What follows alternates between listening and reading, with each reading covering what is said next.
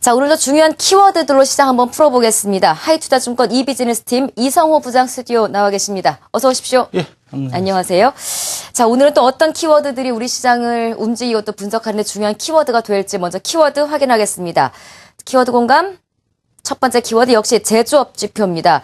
중국, 미국 제조업 지표 어제 우리 장중 시장에서 많이 관심을 이제 갖고 이야기를 나눴었는데 결과가 나왔습니다. 일단 결론적으로 예상치보다는 둘 다 조금은 못 미치는 수치가 나왔어요. 어떻게 해석하고 계시는지요?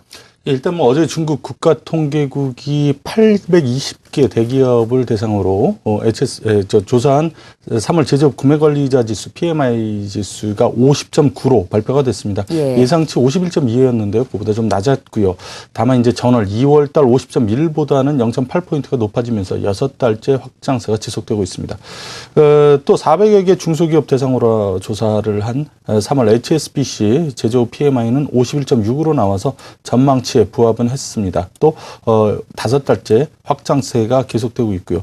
이 두 지수 모두 이제 그 2월 달에 좀 부진했거든요. 그러면서 경기 위축 우려가 좀 있었습니다만 결국 그게 춘제 연휴 때문에 그렇게 2월 달에 부진했다라고 그렇게 볼 수 있는 부분이고요. 중국 내수 경기가 점차 회복이 되면서 개선이 되면서 회복세가 지속되고 있다라고 그렇게 볼 수가 있는 부분입니다. 다만 중국의 제조업 경기가 이제 대기업보다는 중소기업 이쪽이 조금 더 활발하게 회복이 되고 있다라고 그렇게 볼 수 있는 것으로 생각이 되고요. 이제 미국의 ISM 공급자 관리협회 3월 제조업 지수가 51.3으로 오늘 새벽에 이제 발표가 됐죠. 이 전달 54.2보다 2.9포인트나 하락을 했는데 이 2.9포인트라는 수치는 2011년 7월 이후 가장 큰 수치입니다. 그러니까 좀 안 좋게 나왔고요. 또 예상치 54.2보다 못 미친 것으로 이렇게 나와서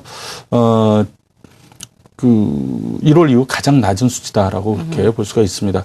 다만 이제 기준선 50은 지금 4개월째 넘고 있어서 속도는 느리지만 지속적으로 경기가 회복되고 있다는 것들은 보여주고 있고요. 그다음에 영국의 조사업체에서 마킷이 또 미국의 3월 제조업 PMI 지수 발표를 했습니다. 최종치가 54.6으로 나오면서 전월 54.3보다 상승을 했고요. 2월 하락세에서 역시 3월 달에 다시 반등세로 전환을 했습니다. 여전히 확장세가 지속이 되고 있지만 전망치 55나 잠정치 54.9를 하회를 했다는 점은 조금 좀 불만스러운 부분인데요. 결국 지난달 미국의 제조업 활동이 신규 주문 그리고 고용 증가에 힘입어서 상승은 하고 있다. 그러나 예상만큼 활발한 것은 아니었다라고 그렇게 볼 수 있습니다. 결국 미국하고 중국하고 이렇게 보면은 예상치에 다 못 미치는 모습이라서 결국 이것 때문에 오늘 새벽에 마감된 미국 증시도 소폭 조정을 보인 것도 이런 이유 때문이다라고 그렇게 볼 수 있죠. 실망감의 표출이죠. 네. 다우지수가 보합권이지만 0.04% 소폭 하락하면서 마무리가 됐는데요.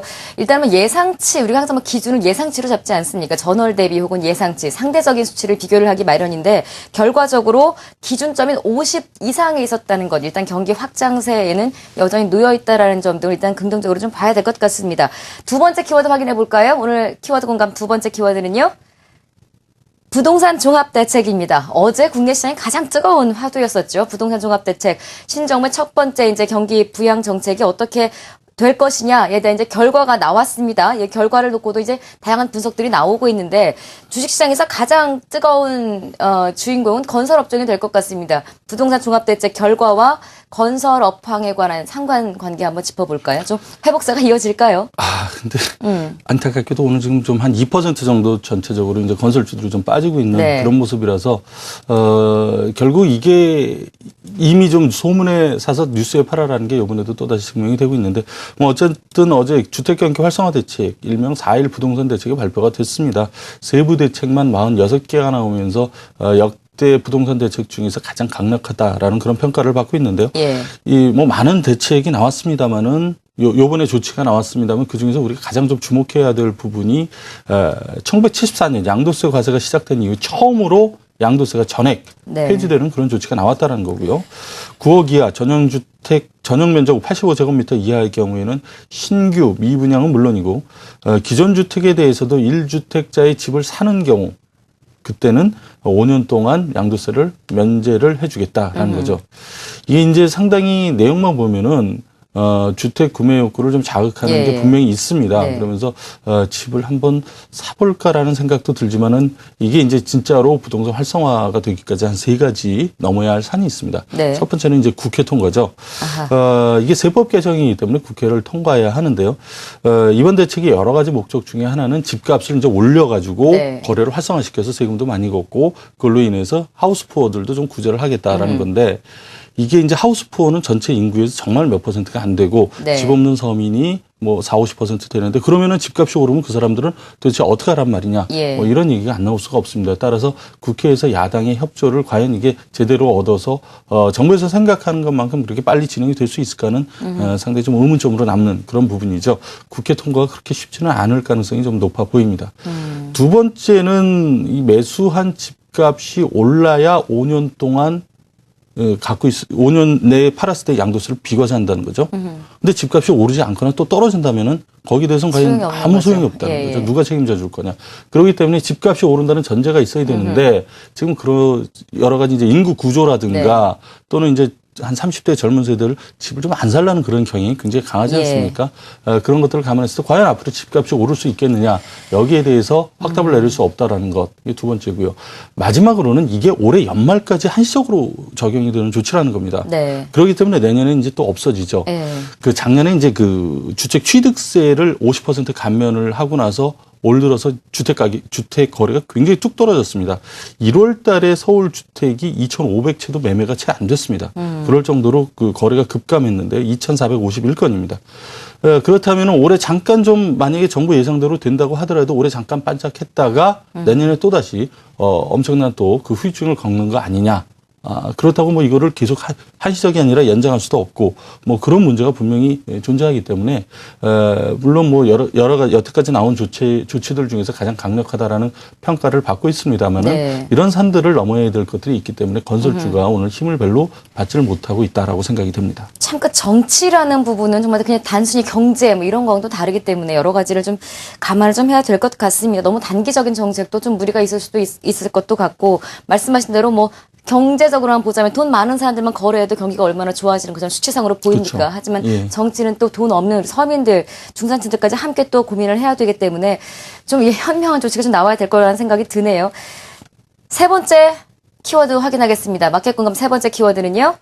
거래대금입니다. 어제 코스피 시장 거래대금이 6년 만에 최저치를 기록을 했습니다.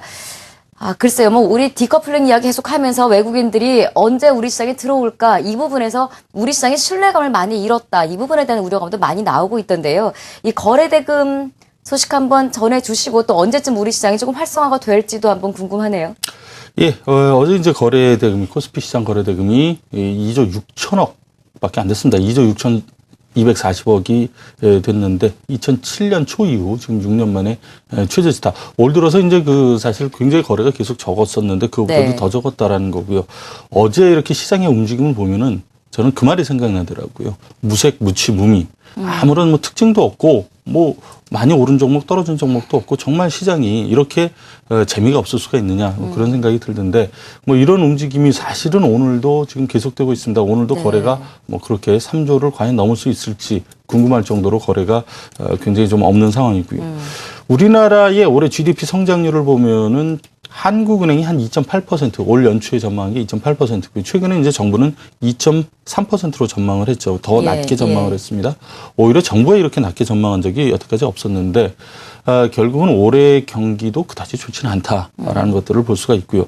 기업들의 실적 전망, 뭐 연초 들어서 계속 그 전망치가 떨어지다가 요새 조금 주춤하다 다시 조금 떨어지는 그런 기미를 보이고 있다.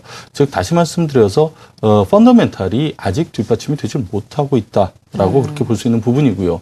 그럼 수급 측면에서 좋아야 되느냐? 물론 전 세계적으로 봤을 때 금리가 떨어지면서 또 중앙은행들이 돈을 풀면서 유동자금이 넘쳐나고 있는데 그 돈들이 우리나라에 들어와야 되는데 그게 오히려 우리나라에서는 좀 이제 빠져나가고 있다. 즉 돈들이 선진시장 일본이나 예, 미국으로만 몰리고 있고 아시아 이머징 쪽에서는 좀 빠져나가고 있는 그런 상황이 지속되고 있기 때문에 외국인들 수급도 좋지 않고 기관들도 사실 요새 뭐 주식형으로 돈 넣는 일반인들이 별로 없지 않습니까? 예. 그러다 보니까 주식형도 그다지 늘어나지 않고 기관이 살 수 있는 연기금 빼놓고는 뭐 기관이 살 수 있는 데가 별로 없다라고 그렇게 보죠.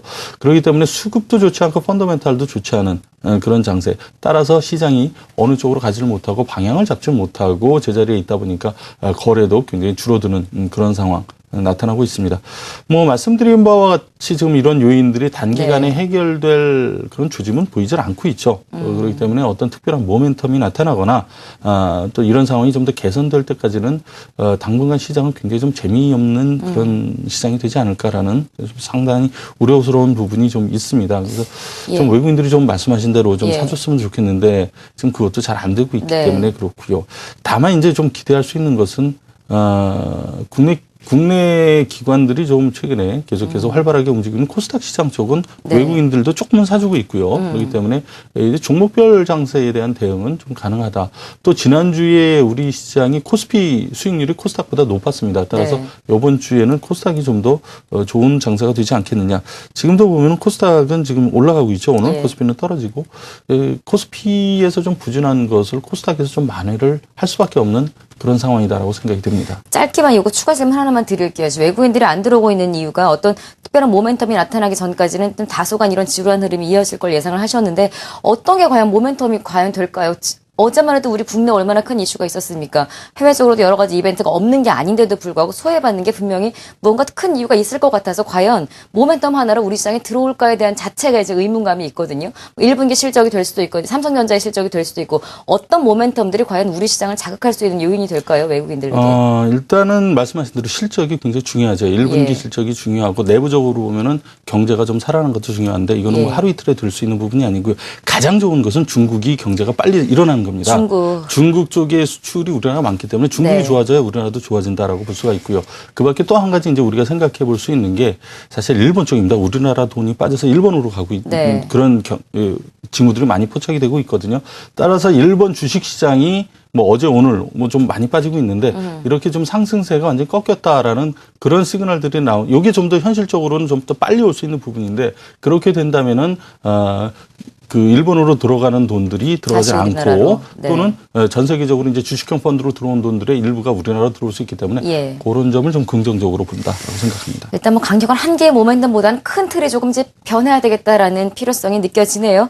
마켓공감 하이투자증권 이비즈니스팀 이성호 부장 함께했습니다. 고맙습니다.